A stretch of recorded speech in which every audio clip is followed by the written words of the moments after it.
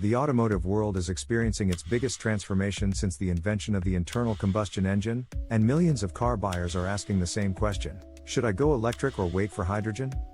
The answer isn't as simple as most people think, and the winner depends entirely on how you actually use your car, where you live, and what you value most. Right now, as we speak, there are about 2 million electric cars on American roads and fewer than 15,000 hydrogen cars, mostly concentrated in California. But those numbers only tell part of the story, because the real battle between these technologies isn't just about today, it's about the next 20 years of driving. Let's start with the most practical concern for any car buyer: how do you actually fuel these vehicles? With an electric car, you plug it into your garage overnight, wake up to a full tank every morning, and never think about it again. It's like charging your phone, except your phone happens to weigh 4,000 pounds and can drive 300 miles. For most people, this is revolutionary. No more gas stations, no more watching prices fluctuate, no more stopping for fuel unless you're on a road trip. When you do need to charge away from home, you'll find fast chargers that can add 200 miles of range in about 30 minutes, enough time to grab lunch or use the restroom. The downside?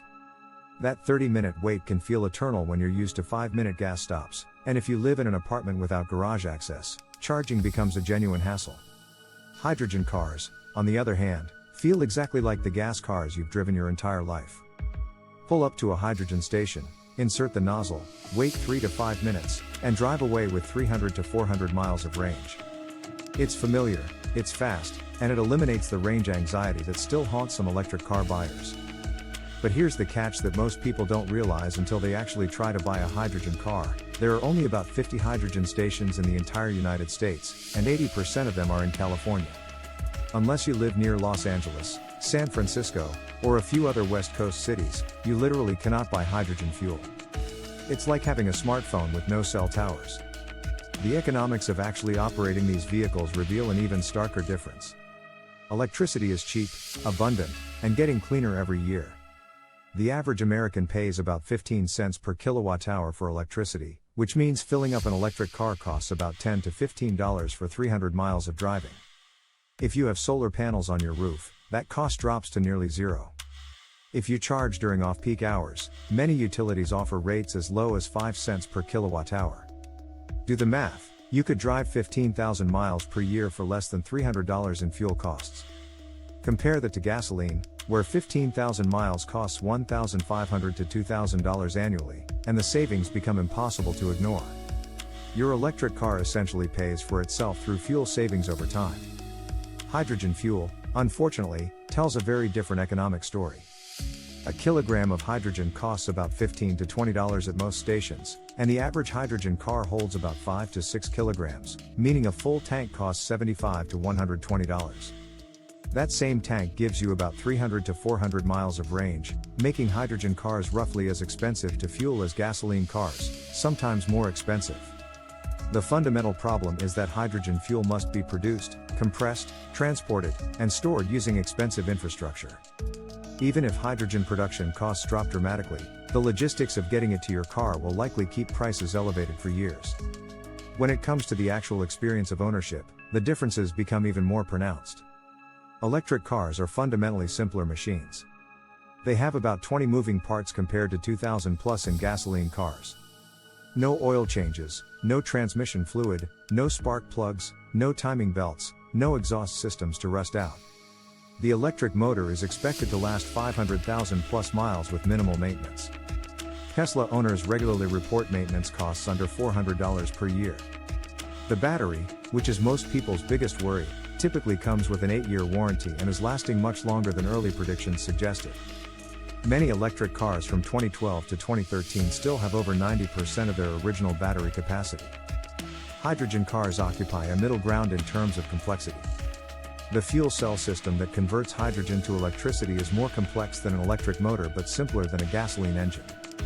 However, the fuel cell stack contains expensive materials like platinum, and the entire system requires specialized maintenance that most mechanics don't understand yet. Toyota, which makes the most popular hydrogen car, recommends fuel cell stack replacement every 150,000 to 200,000 miles at a cost of $15,000 to $20,000. That's not necessarily worse than engine replacement in a gasoline car, but it's definitely more expensive than electric car maintenance. The selection of vehicles available tells another important part of this story. If you want an electric car today, you can choose from over 100 models ranging from $25,000 economy cars to $200,000 luxury vehicles. Want a pickup truck? Ford Lightning, Chevy Silverado EV, Rivian R1T. Want a luxury sedan? BMW i4, Mercedes EQS, Lucid Air. Want something affordable and practical? Nissan Leaf, Chevy Bolt, Tesla Model 3. The variety is staggering and growing every month. Every major automaker has committed to extensive electric lineups, with some like Volvo and GM promising to go all electric within the next decade. The hydrogen car market, by contrast, consists of exactly 3 models available in the United States: the Toyota Mirai, Hyundai Nexo, and Honda Clarity, which Honda actually discontinued in 2021. All 3 are mid-size sedans priced between $50,000 to $65,000. There are no hydrogen pickup trucks, no hydrogen SUVs for families, no affordable hydrogen options for budget-conscious buyers. This isn't because hydrogen technology can't work in other vehicle types, it's because automakers are investing their development dollars in electric vehicles where they see clearer market demand and infrastructure support. Weather performance reveals one area where hydrogen cars actually outperform electric vehicles. Cold weather is electric cars' kryptonite. When temperatures drop below freezing, battery chemistry slows down, heating systems drain power, and many electric cars lose 20 to 40% of their range. If you live in Minnesota or Maine and your electric car normally gets 300 miles of range, you might see that drop to 180 to 200 miles during winter months. Hydrogen fuel cells, surprisingly, actually perform better in cold weather. The chemical reaction that produces electricity in a fuel cell generates heat, and cold air is denser with oxygen, improving efficiency. For people in northern climates who regularly drive long distances, this could be a meaningful advantage. The environmental story is more complex than most people realize. Electric cars are only as clean as the electricity grid that charges them. If you live in West Virginia where 90% of electricity comes from coal, your electric car has a larger carbon footprint than if you live in Washington state where most electricity comes from hydroelectric dams. However, even in coal-heavy states, electric cars typically produce about half the lifetime emissions of gasoline cars because electric motors are so much more efficient than internal combustion engines. As the grid gets cleaner, and it is getting cleaner rapidly thanks to cheap solar and wind power, electric cars automatically become cleaner without any changes to the vehicle itself. Hydrogen's environmental story depends entirely on how the hydrogen is produced. Today, about 95% of hydrogen comes from natural gas in a process that produces significant CO2 emissions. This gray hydrogen is actually worse for the environment than just burning gasoline directly. However, green hydrogen produced by splitting water using renewable electricity could be completely clean. The problem is that green hydrogen currently costs 3 to 5 times more than gray hydrogen, and producing enough green hydrogen to fuel millions of cars would require massive amounts of renewable electricity, the same renewable electricity that could directly charge electric cars more efficiently. The efficiency comparison reveals a fundamental physics problem for hydrogen cars. When you use renewable electricity to charge an electric car battery, about 90% of that energy reaches the wheels. When you use that same renewable electricity to make hydrogen, compress it, transport it, and convert it back to electricity in a fuel cell, only about 25 to 30% of the original energy reaches the wheels. This means you need about 3 times more renewable electricity to drive the same distance in a hydrogen car compared to an electric car. In a world where we're racing to build renewable energy infrastructure, that efficiency difference matters enormously. Looking toward the future, the trajectories of these technologies suggest different outcomes for different types of vehicles. For personal cars, electric vehicles have achieved what economists call network effects. The more people buy them, the more charging infrastructure gets built, which makes them more attractive to the next buyer, creating a virtuous cycle.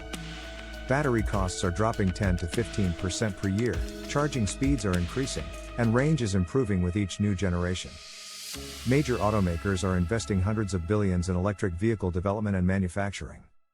Hydrogen, meanwhile, seems to be finding its niche in applications where electric batteries struggle: long-haul trucking, shipping, aviation, and industrial processes. A cross-country truck that needs to haul 80,000 pounds can't afford to stop for 45-minute charging sessions, but it can fill up with hydrogen in 10 minutes. Cargo ships crossing oceans can't carry enough batteries for a 2-week voyage, but they can carry hydrogen or hydrogen-derived fuels like ammonia. Steel mills and cement factories need extremely high temperature heat that's difficult to provide with electricity but easy with hydrogen combustion. For the average person making a car purchase decision today, the practical reality is clear. Electric cars offer better value, more choices, lower operating costs, and a more mature infrastructure in most parts of the country. Unless you live in California, regularly drive more than 300 miles without stopping, or need the absolute fastest refueling times, an electric car will likely serve you better than waiting for hydrogen cars to become viable. However, this doesn't mean hydrogen is a failed technology. Instead, it's likely that both technologies will coexist, serving different transportation needs. Electric cars will probably dominate personal transportation, urban delivery, and short-haul commercial vehicles. Hydrogen will likely find success in heavy-duty trucking, maritime shipping, aviation, and as a way to store renewable energy for grid stabilization. The future of transportation isn't necessarily a winner-take-all battle between electric and hydrogen. It's more likely a world where different technologies optimize for different use cases. The real truth about hydrogen cars versus electric cars is that for most people, right now, electric cars are the practical choice that will save money, offer more options, and provide a better ownership experience. Hydrogen cars represent an interesting technology that might become important for specific applications, but they're not ready for mainstream adoption by ordinary consumers. If you're buying a car in the next 5 years, electric is probably your best bet.